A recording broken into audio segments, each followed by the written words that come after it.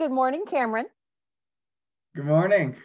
I'm so excited to have you on the show today.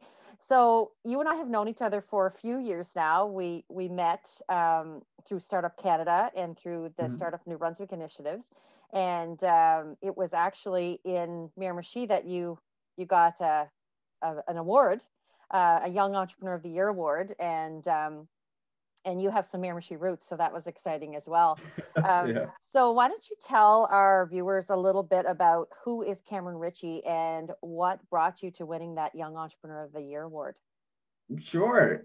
So what I do is I have a startup, or I guess it's a small business now. It's been running for about four and a half years. It's called Homework Odd Jobs and Services. So what I do is I find I provide a matchmaking service that gets students in the area jobs. So we do everything that ranges from painting to landscaping to pretty much any sort of like uh, housework, landscaping, like kind of around just residential work. And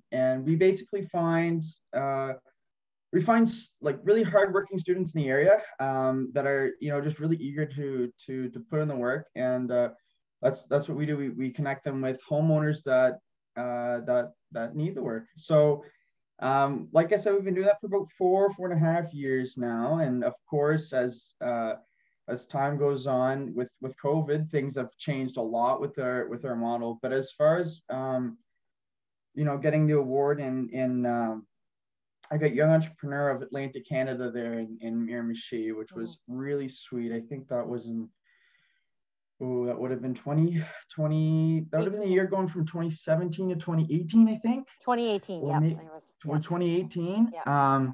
And then so following up after that, so that was the Atlantic region. I then went on to the national stage in Ottawa and won Young Entrepreneur of Canada, the whole country, which that was extremely humbling, just to see how not only that it's not just in Fredericton and in New Brunswick, or at least the Atlantic provinces that see the need that students need work.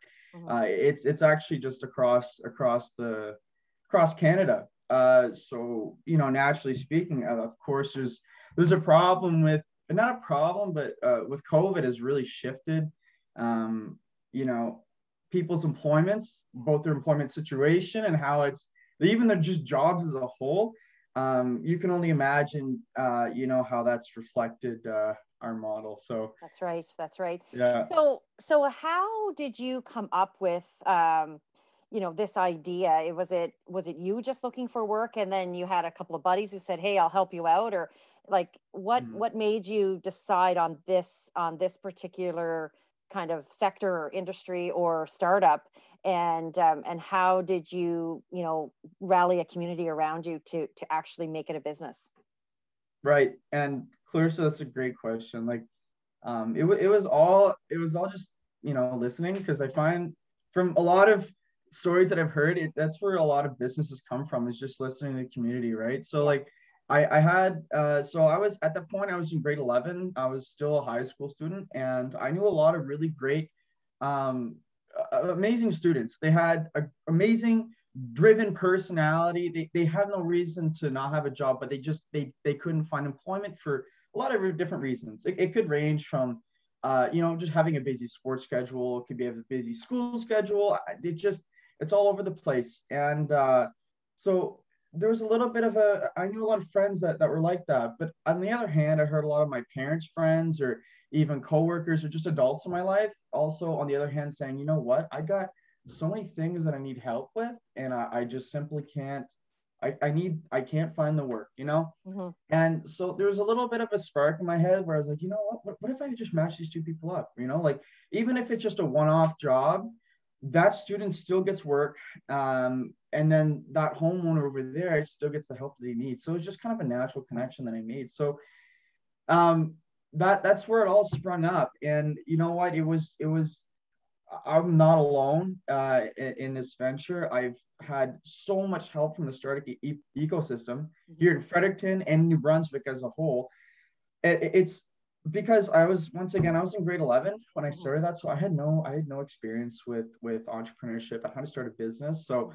I really needed to reach out and find those resources to kind of guide me to where I needed to be, and to, and to hold my hand in a lot of cases where it's, it's my first venture. I'm still young, but I was really young back then. So Yeah. um, that's kind of where it all started. So it all started with basically just going around to the high schools and the universities for my first year, and just trying it, Yeah. just saying, okay, let's see if I can get something going. And I had a list of students, and I vetted them, and I checked them for their previous experiences, what their skills are. And I found some homeowners that needed work, and that's just naturally where I started making like more of a manual connection, where I did everything. Everything was processed through me. And you know what? That small little testing model that I did, it really worked. And that's where I decided, you know what, there's something here. So I've 4 years later, I've been doing it, and Yeah. So it's great. how important, I mean, a huge passion of mine is entrepreneurial mindset and entrepreneurial Yeah. spirit. How important was it for you to find, or how challenging was it for you to find Mm. people that were like yourself? You have a very, very large entrepreneurial spirit. You wouldn't have done this, if it wasn't, if you didn't have that quality. So how challenging was it to find others who had the same mindset and the same spirit as you to actually help push your business forward? Well, that's actually that's a really good question. It was not hard. Okay. It was really good at. It was just developing kind of almost like not a, I wouldn't even call it a skill. It's just being able to have a conversation with someone, and just kind of, you can tell that there's like a little spark there, a little flame that just needed to grow, because Mhm. everyone's so young then, that some people don't necessarily know yet that they want to be entrepreneurial, right? They haven't been exposed to that. It's, I find that there's a lot of it's very um, it's very common to Mhm. be educated on being more of a worker in the Yep. workplace rather than the employer. And a lot of people haven't really been exposed to that side of things. So being able to kind of talk to people, and just tell that their independence is a lot more prominent, and they want to have a little bit more control in their job and their work and everything like that. And after having that conversation, you know, after years of doing it, I've kind of found there's some similarities. It's almost a Mhm. little bit of a pattern that you got to catch on. And after a while, it gets a little bit more. I've become really a lot accustomed to those Right. signs. And you know what? High school students are just as entrepreneurial as university or post-university adults, right? They Yeah. just don't. A lot of them don't know exactly That's a right. And lot it's about that yet. planting that seed, right? Because, what's the World Economic Forum says that entrepreneurial mindset and entrepreneurial skill sets are going to be like the top skill, Yeah. for the century, and that everyone needs to kind of find it in them. And Mm-hmm. you gave, so many students that platform in order to find it. Because a lot of times we don't know what we don't know, right? So we don't know if Yeah. we're entrepreneurial or not until we're placed in that situation, to be able to take an opportunity and find a solution and things like that. So you mentioned that COVID kind of, probably knocked you back a little bit, and you had to kind of say, okay, how do we do what we do in the middle of a pandemic? Yeah. So what's going on with homework now? What is happening now?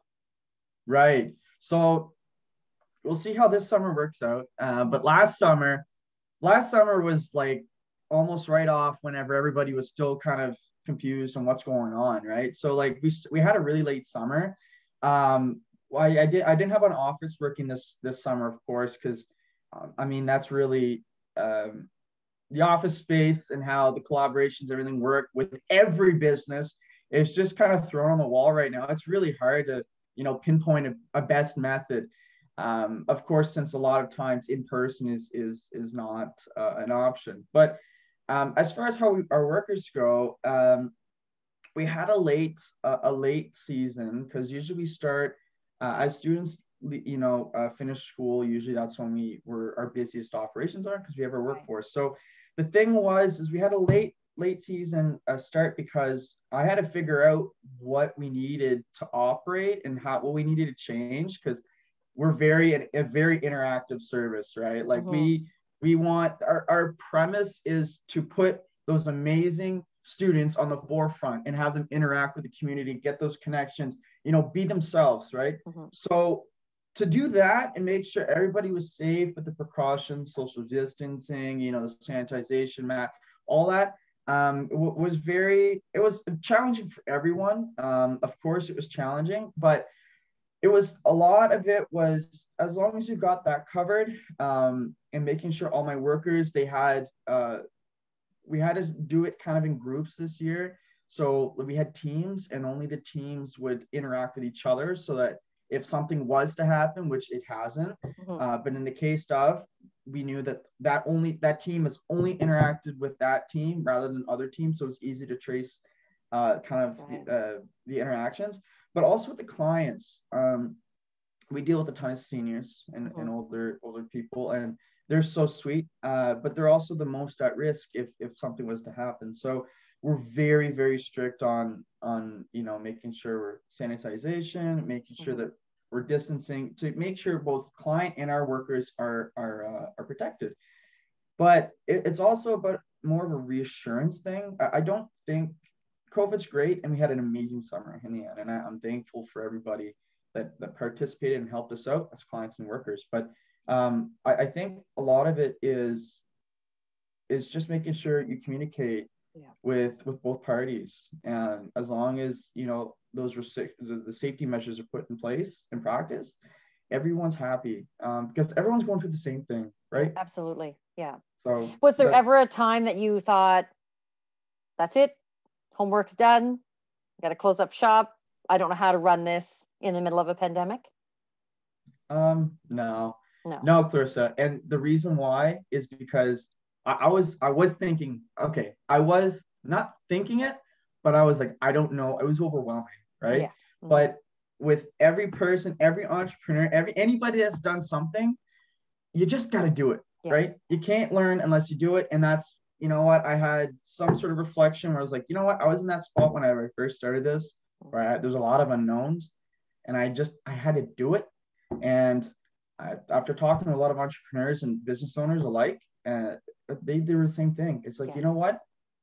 COVID, it's happening. I have to figure out how to work around it. And you do it. Yeah. Right? And that's that taking action and having that perseverance, right? Which are, those life lessons of entrepreneurs.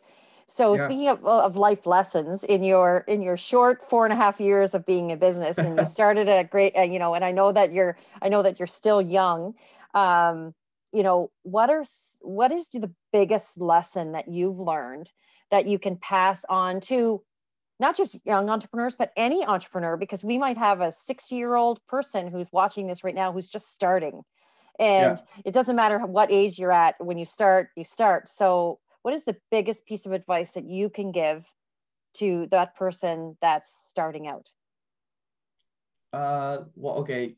I think I just mentioned it, but I would say just do it. Go out and do it. I guess there's two things. So there's just do it. You don't spend too much time. It's good to think about it, but if you think about it too much, it's never going to happen. And all your learning is going to come from those mistakes. You always learn more off your mistakes than if you just to think about what's going to happen. Of course, you got to be safe about it. But I could honestly, that's probably the absolute biggest advice. And I would not be where I am right now if I haven't received that advice myself and been enforced by that. My second thing I think is really, really important is just to trust your gut as well. Your gut instinct is very, very much, underrated. And I would say I've been saved in a lot of circumstances because, there's a feeling there. And I mean, that's applicable to anything. I'm going to leave it as a very generalized advice, but